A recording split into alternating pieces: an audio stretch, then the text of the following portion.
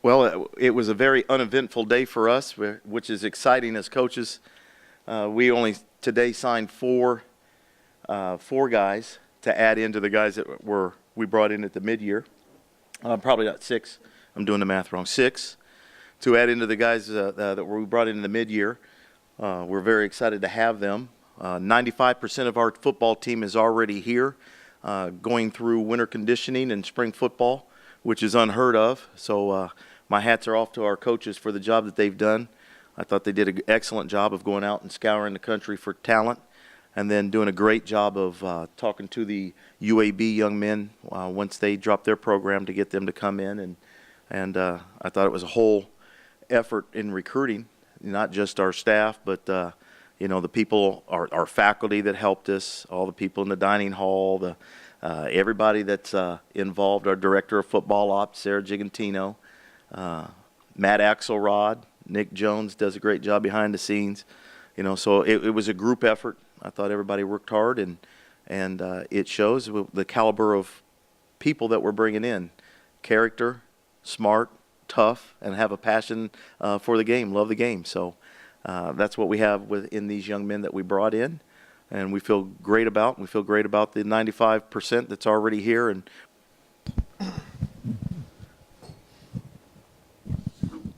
you said after the season that last year's recruiting class was mostly devoted to the offense. This year's was going to be mostly to help improve the defense.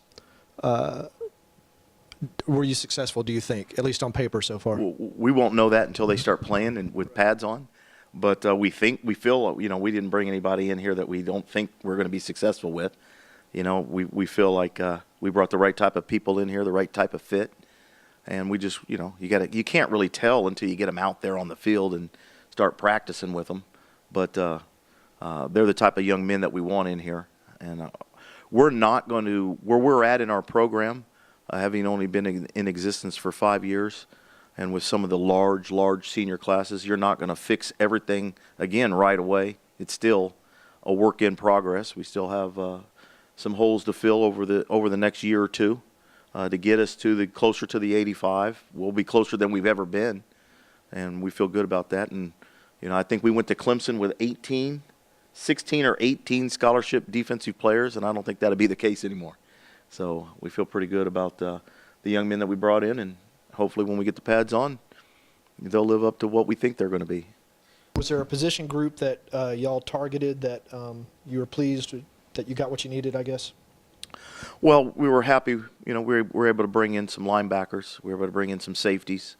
We were able to bring in a freshman corner in DeMarco Davis. And, I feel good about all of them, offensively and defensively. I feel really good about these young men and the type of people they are on both sides of the ball. But we had to bring in a few more guys on defense, and I thought we did a good job of doing that. And we always keep two.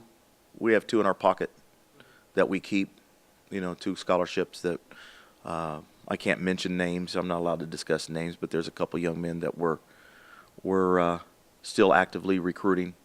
But you like to have one in your pocket in case you need them for the fall or you need them over the summertime. High school guys or transfers or community college guys? I'd have to kill you if I told you that. I'm not asking for the name. I'm just asking for the description. We're just some football players we're actively recruiting still. Are they hard-nosed, tough, good character who love the game? Yes. Okay. Those are the guys that we target. I got to come up with an acronym for that. How many scholarships will you be up to now with this class? I think our compliance man, who also want to thank Eric Paz for all he does. He does a great job and on short notice a lot of times. But I think we'll be right at around 82 when we start in the fall. 81, 82, depends on, injuries and how things go this spring, and if anyone, decides to leave, attrition, Right. Was there a position group that you were trying to strengthen, either with numbers or with quality, that you just couldn't get done this class? No, I think we strengthened every position, to be honest with you. We did not actively recruit tight ends, you know. But I thought we strengthened everywhere. Every young man that I look on this list, you know, strengthens our team. I mean, I see safety, linebacker, corner, running backs, wide receivers, offensive line, defensive line, athlete position. It means a swing guy. I know we list Ari Wirtz as a tight end, but he's more of tight end / wide receiver. He has the ability to be a wide receiver. So, you know, and quarterback. So I think everybody strengthens our football team. I think that's the caliber of young men that they are. Of the new guys, of the mid-year guys, the UAB guys, and the junior college guys, who do you think could have the biggest immediate impact? Hopefully all of them. But I love them all, so I can't just pick one. They all are here to have an impact. All of them. You know, obviously we needed depth at running back. You know, and being able to bring in Kendrick Dorn, who was in the top, I think he was one of the top 6 junior college running backs in the nation. You know, bringing him in and then bringing in DeMarcus Kirk, who has 4 to play 4. You know, he's an excellent running back. You know, that helps. So if you look at the way we did it, it's not just, we didn't bring in just a bunch of juniors.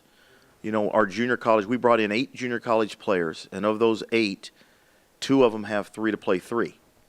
Okay, so we still got a little bit of balance in our classes, our 2 defensive linemen that we brought in, because we're going to have a large junior class next year. We'll have 1 senior, a large junior class, and now we've added into our sophomore class. Of the 6 UAB guys that we brought in, 2 of them have 1 to play 1, 2 of them have 2 to play 2, and 2 of them have 4 to play 4. So that's like bringing in true freshmen. But you're actually bringing in guys that have the experience of a 2-a-days camp and understanding what the rigors are as far as meetings and weight room and going to class, and you know what I mean, they've got a head start on it. So excellent to have those guys.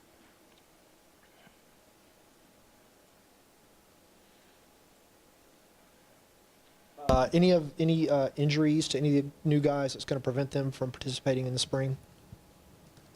We'll have a couple guys, Bobby Baker and Cam Myers, that it's a wait-and-see deal with them as we bring them along.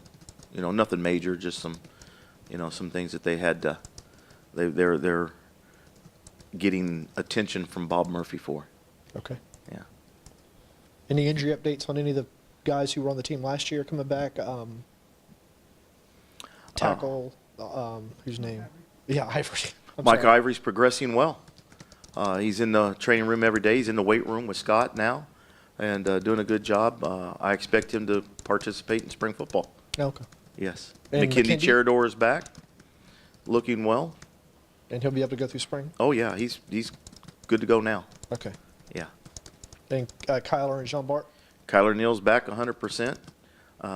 John Bart will not be back in a playing capacity. Yeah, it's just that's 3 knee operations on the same knee. Right. Mark Ruskell is going to medical. Nate Miner will have to go to medical. And Kite Dallas, is he still? Kite Dallas is cleared and out playing. He's back. So I think we have 3 young men that are going to medical. John Bart, Mark Ruskell, and Nate Miner. Yeah, okay. And then Ben McLean has joined us in the coaching ranks. Ben is graduating this May and will become a graduate assistant here. So then the quarterbacks Arbuckle, Scaife, and Bell, is that right? Yes, for spring football, yes. And then you add in the summer Aaron Winchester. Okay. Yes. Any coaching staff updates? Not really. There's really nothing to update on. We still have I haven't addressed anything with the coaching staff until after today. We've got a couple new nicknames on the staff, but I won't go there. Does that help your confidence, knowing that you've got the same guys around and you know what you can expect out of certain areas, especially with recruiting, especially with how you're going to put the offense and defense together? Continuity is always great. And for these young men, when you have, basically we've had the same staff since I've been here. We've lost a guy or two, but nothing, major. Same coordinators, and I think they're a great. We have a great staff. They work their tails off. They're professional. They're role models. They're great guys. They need to learn to laugh at my jokes a little bit better sometimes in the staff meetings. But they're excellent coaches, and I'm glad that we're having the continuity for our young men. They're getting the same voice over and over. Because remember now, this is a developmental program. We're still developing, and these guys are great at developing guys. Emerged so far in workouts or anything like that, taking kind of a leadership role? Well, we're just now getting with them because of recruiting. Guys have been out the whole time. You only get the 2 weeks in contact period. You only get the 2 weeks in December, and you only get 2 weeks in January. So we've been gone the whole time, and then the dead period just started. So we've seen them in the weight room, but we've not, and we're not allowed to be legally with them, with a ball or anything on the field. I've heard rumors that there's some guys doing really well, but we'll see a lot more of it starting our off-season conditioning program next week. Coach, what do you like about some of the size that you got in the trenches from some of the guys? Length. We got length. Guys, long arms, wide shoulders, long legs. You look at the two defensive linemen we brought in, Julian Laurent and DeQuesman Kelly. These guys are long and big and young. They're sophomores and with experience. So, and they're excellent young men. So they work hard. They can move their feet. They can run, and they have length. So that's the main thing. And then when you look at the offensive tackle, we brought in Dom. He's about 6'5". I don't know what they list him on here. I'm trying to. 350 yesterday. Yeah, that's about right. He's about 350, and he can move his feet. He's a lot like Mike Ivory. He's might be a little longer than Mike. Arm length, I'm talking about.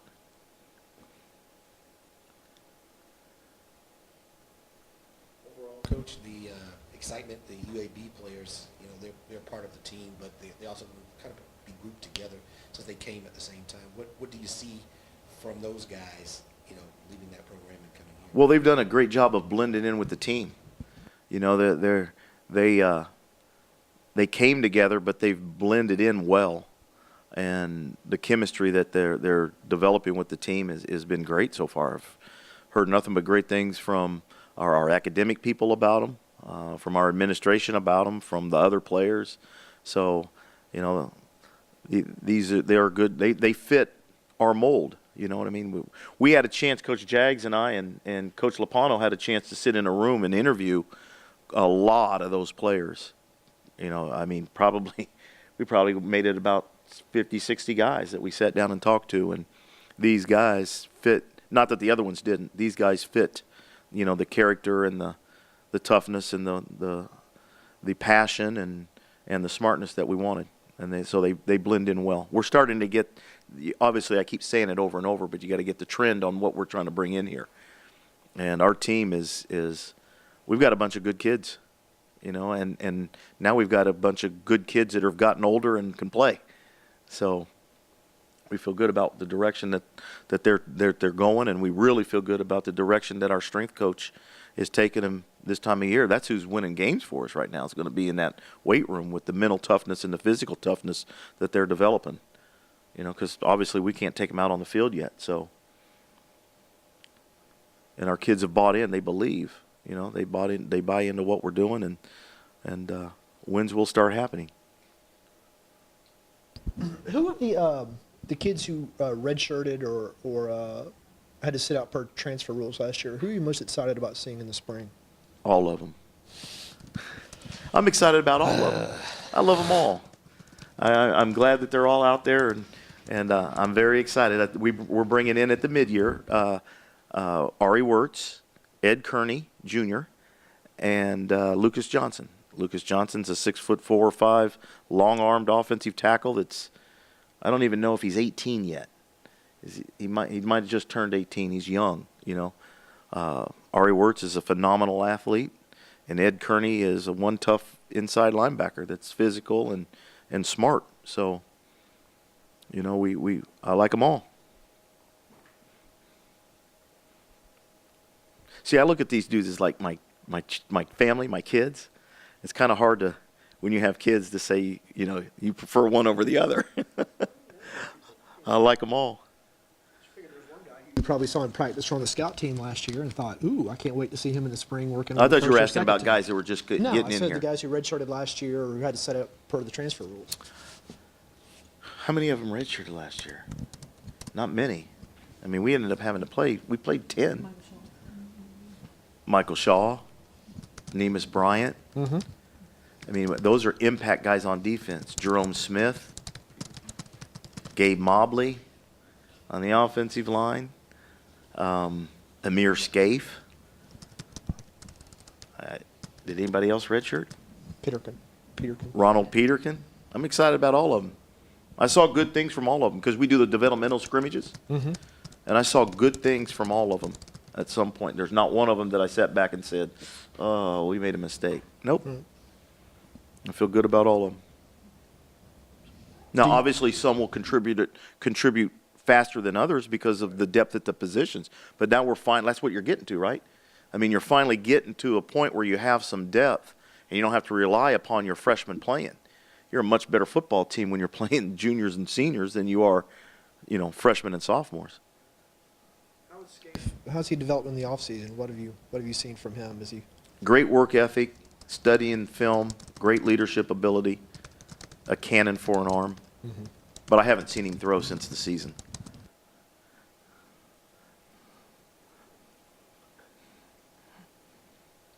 Would you say that the depth, and you mentioned a tight end who really could line up as a wideout, do you think that that's going to open, without giving out what you're going to do, but it should give you and Jeff the ability to open up the playbook a lot more, especially now that some of the guys are older, plays you couldn't run last year or the year before.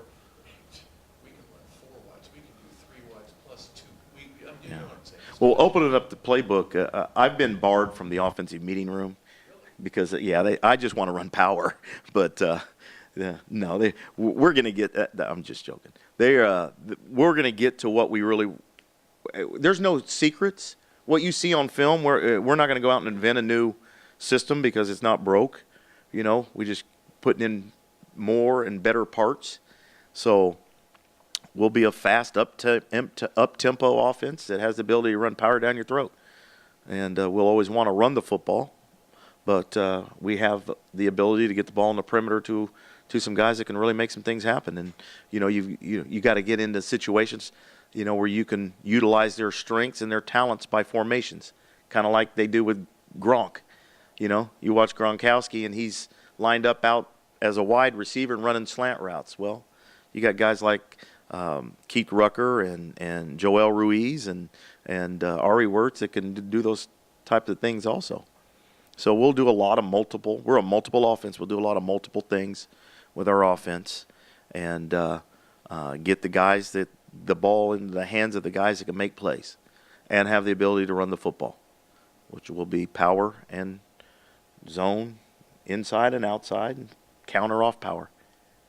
Power, power, power. And then a little power again. Like to hit you in the mouth. Okay. Today went through your camps, and you guys evaluated them there and offered them there.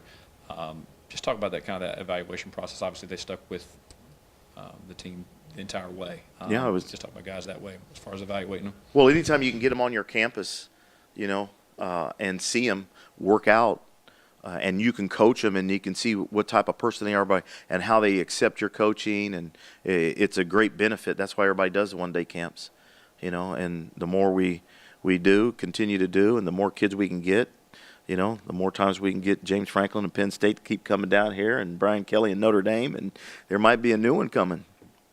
You never know. There might be a new team coming down here and to be a third one this summer.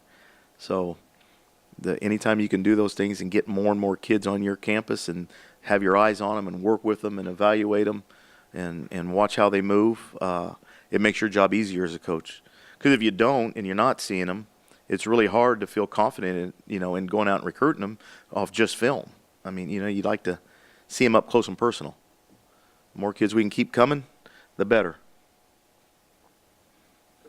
Your point about running power but being multiple, what is your preference with your running back situation? Would you prefer a lead horse or to have a multiple stable of backs?